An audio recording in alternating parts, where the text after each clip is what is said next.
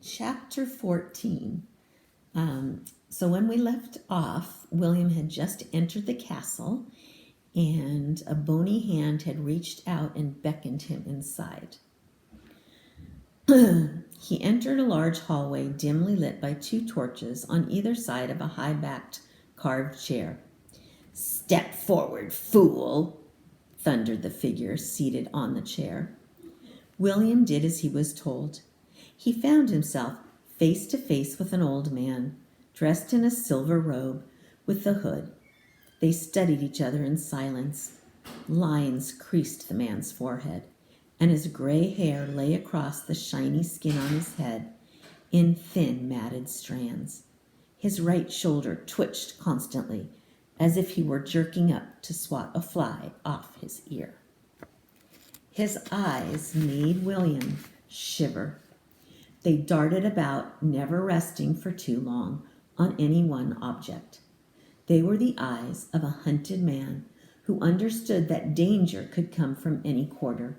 They missed nothing. "I am Alistair," the man announced. "Your name, fool?" "Muggins," William replied. It was the first word that came into his head, the name of a clown he'd once seen in the circus. "What can you do?" the wizard asked, leaning forward to look more closely at his face. "I am an acrobat, sir. I can play the recorder. I can tell riddles." William stopped as the wizard made an impatient gesture at him. "Enough," he growled. "That will do, won't it, Calendar?" "Aye, my lord," croaked a voice from the corner, and William looked over to see the bent shape of an old woman.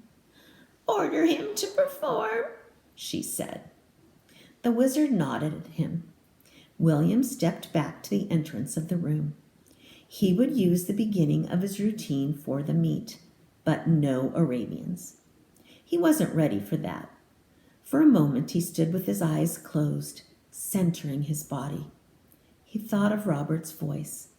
To succeed, William knew that everything else, the smoky room, the wizard's angry eyes, the guard's curious stares, had to drop away.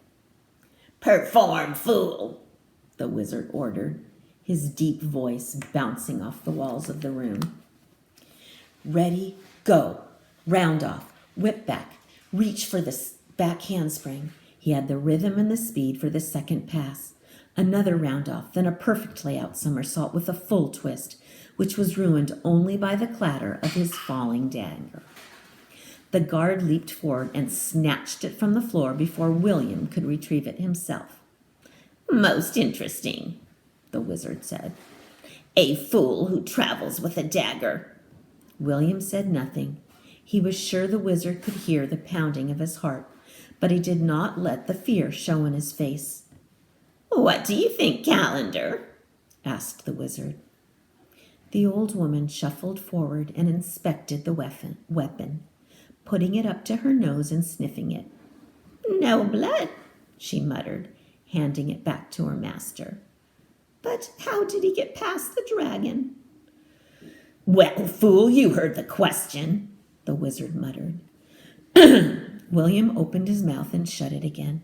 He had no idea what to answer. He stared at his feet, hoping they would help him decide which answer was the safest one. Before he spoke, he heard the soldier's voice behind him. "When he stated his business, we directed him to the side entrance, my lord. We knew you were looking for a fool."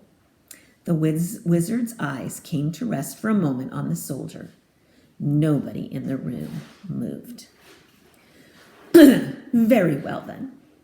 We shall keep the dagger for you, young Muggins," the wizard said. "That way you won't be tempted to use it, will you?" "No, sir," William ventured warily. "Come with me, fool. I have something new to show you." William picked up his belt and followed the silver robes. They reminded him for a moment of Sir Simon, but again he shook the thought away. Calendar scuttled along behind them, sniffing at him occasionally like a curious dog. They went out a back door behind the wizard's chair, down a sloping, narrow corridor, and through a series of stoutly fastened doors, each opened by a guard and closed again behind them. At last they arrived in a large gallery hall, whose walls were lined with statues. "These are my pets," the wizard said with an eerie smile. "Take a closer look at them, fool." This was the room that William had heard about, the place where the wizard displayed his lead people. William walked slowly around the edges of the room, forcing himself to look into each face.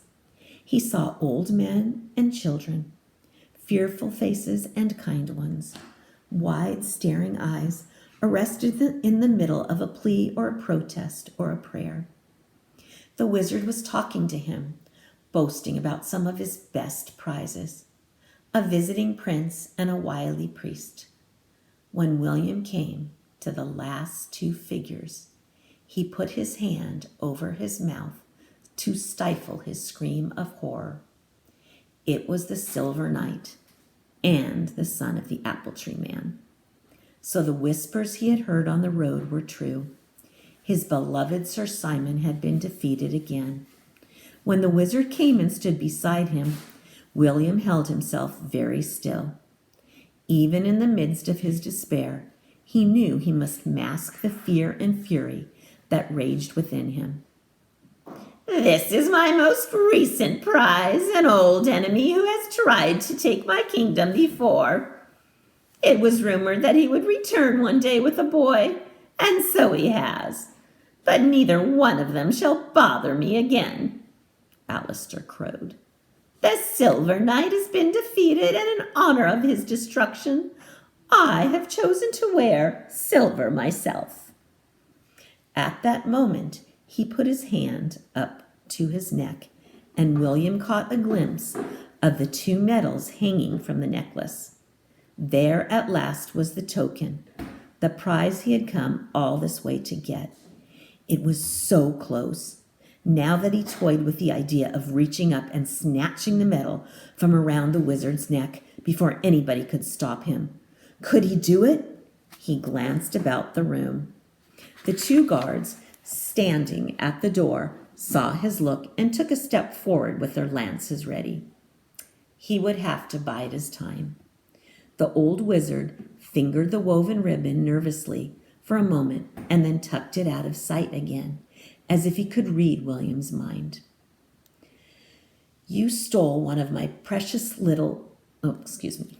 Wrong voice. "You stole one of my precious little treasures from you, but I shall have it back someday," Alistair said, speaking now to Sir Simon's face, which was frozen in an expression of anger mixed with surprise. The wizard glanced at William with an odd smile. "Come with me, fool. I have decided to let you stay because I need the sight of a new face to cheer me. This old crone calendar annoys me, though I've gotten used to her company," he said, pushing Calendar out of the way. "If you please me more, I shall add her to my gallery.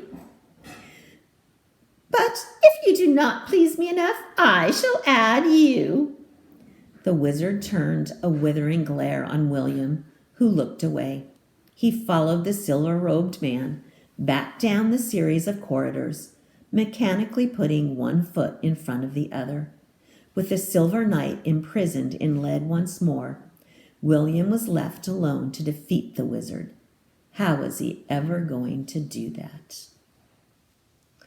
So we're at the middle of chapter 18 now, and we're at the point where William did discover that the Silver Knight was turned to lead along with the Apple Tree Man's son. And so now we have to wait and see if William can defeat Alistair and get the token back so that he can get back the kingdom and free Sir Simon and rescue Mrs. Phillips. Stay tuned to the next episode.